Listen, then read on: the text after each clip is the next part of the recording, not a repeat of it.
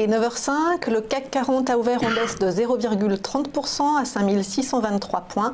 Et nous retrouvons Benoît Rousseau, trader pour compte propre et fondateur du blog Andlil pour l'ouverture de la Bourse de Paris. Donc, bonjour Benoît. Bonjour Anne-Laure. Alors, on est quand même mal parti pour inscrire un nouveau record là, pour le CAC 40 ce matin. Écoutez, ça fait cette semaine que l'on est tous les matins parti pour un nouveau record. Oui, ça n'arrête pas de monter. Alors là, je serais moins catégorique aujourd'hui. Il fallait que ça tombe sur vous au bout de cette semaine. Je ne pense pas qu'on puisse franchement aller tout de suite sur un plus haut. Pourquoi? Parce qu'on a une journée assez compliquée. On a les minutes de la Fed, donc ça va tendre pas mal les marchés. On va enfin savoir quel est l'état de la pensée, en tout cas, de la vision sur les prochains mois de la Fed. Elle tombe tard, non? Ça tombe à quelle heure, les minutes de la Fed? Alors, les minutes de la Fed, c'est 20h heure française. Après la fermeture après la fermeture de Paris, mais on risque d'être un petit peu prudent normalement dans ces cas-là. On va prendre une position lourde avant les minutes de la Fed. Donc, on risque d'avoir un placement normalement sur le CAC 40, sauf info positive. Et deuxième point qui peut un peu passer les marchés européens, c'est les dernières déclarations de Donald Trump.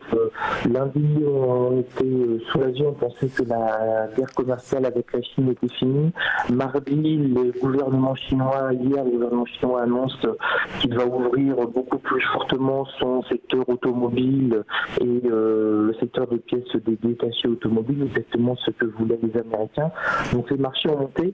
Et puis Donald Trump, qui est un vrai businessman et un négociateur, a fait savoir qu'il n'était pas du tout satisfait de cet accord, que pour lui c'était vraiment une toute petite avancée.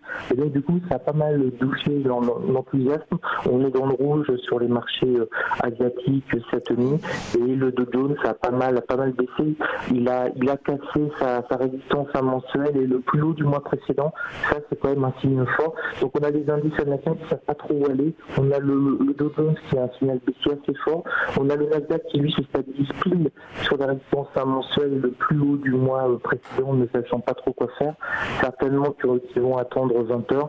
Donc pour nous en Europe, on risque d'avoir un marché notamment sur le CAC 40 assez attentiste, et puis peut-être l'attentisme va faire face un petit peu à la prudence. On va peut-être baisser un petit peu. On a tellement monté avant les minutes de la Fed, donc j'ai plutôt un scénario baissier sur l'Europe ce matin en tout cas.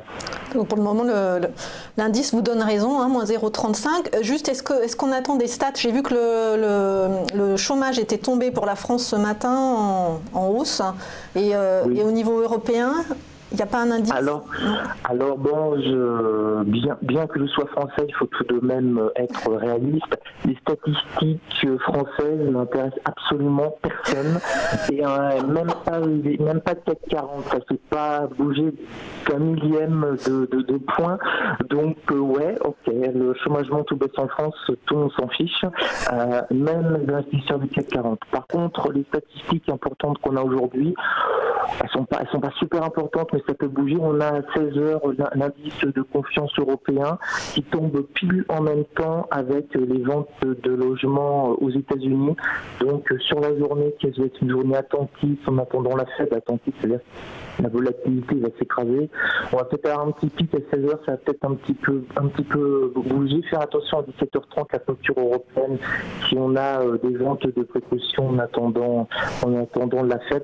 Mais vraiment, la grosse journée, là, il va falloir être extrêmement en forme. C'est 20h, heure des minutes de la Fed. Alors, soit il ne se passe rien. Des fois, on attend toute la journée, on commence à être tendu à partir de 19h, il ne se passe strictement rien. Ou parfois, c'est un feu d'artifice de bougies qui partent dans tous les sens. Donc il y a un risque de grande volatilité à 20h, mais ce n'est pas garanti. Merci beaucoup Benoît Rousseau, trader pour compte propre et fondateur du blog Andlil.